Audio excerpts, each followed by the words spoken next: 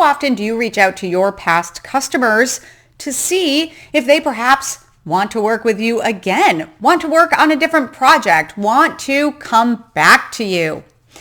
Today, we're going to talk very briefly about the power of the customers you've already worked with. Are you leaving money on the table by not engaging with your past customers? There are a few things to think about when you're thinking about your past customers. One, is there more work that you want to perhaps do with them? Is there something that you realize that you could be solving for them in addition to what you've already done? Do they need maybe a tune-up if you offer a service? Do they need to maybe be freshened up in something new that has come out in the area, some new research that's been done, maybe something that you've added on to the service that has something to do with a new process?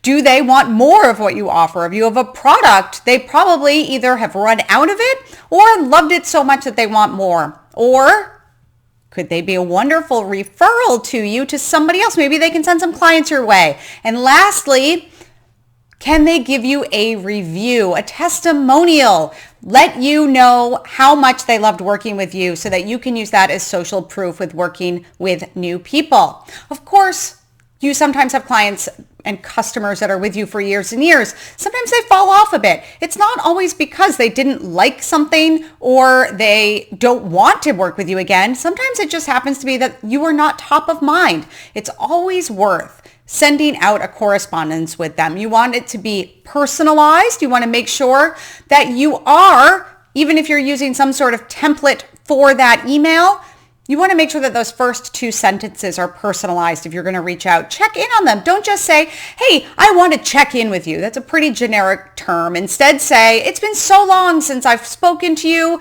How are things going? Try to reference something from your personal relationship or something that you know about them that makes them feel like you care, like you're paying attention to them as people. Remember, whenever we are communicating with our customers and clients, they're the hero of this story. We're not the hero. It's about them. If you do have something new, you could say, I know that you really enjoyed working on this project, or I know that this solved your problem, or I know that you purchased this item from me at one point. I wanted to let you know that there are some things that you may enjoy that I have been working on that have come out. You don't want to make it seem like you're pitching sales to them. You're more saying, I've solved a problem for you and I can solve more problems for you. They'll appreciate that because then they don't have to worry about having that problem solved. You're offering the solution on a silver platter. You are basically saying to them, hey, I know you and I know you trust me, and here is something that I can offer to you that will be helpful. Nobody ever is sad about hearing that message. If it is the situation where you do perhaps want to reach out and get a review or a referral, similarly in your approach that is letting them know about new things that you're doing, you want to make sure that you're offering a personal connection. Sure, they may be on a mailing list of yours, but you could simply reach out in their preferred method, email, phone, whatever is the thing that they want you to communicate through, and say, how are you? Did you enjoy when I solved this problem for you or that product that I created for you? I would love it if you could give me a couple of sentences about that. Or is there anybody that you know that would be interested in working with me? I have been working, let's say, on this new project, and I really respect your opinion on that. Again, they're the hero in your story.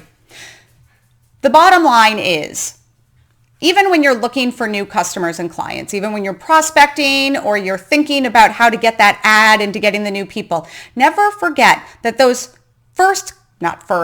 those clients you've already worked with are cheaper to obtain. They already know, like, and trust you. You don't have to win them over. They're one. You just have to sometimes remind them that there are more ways for you to work together.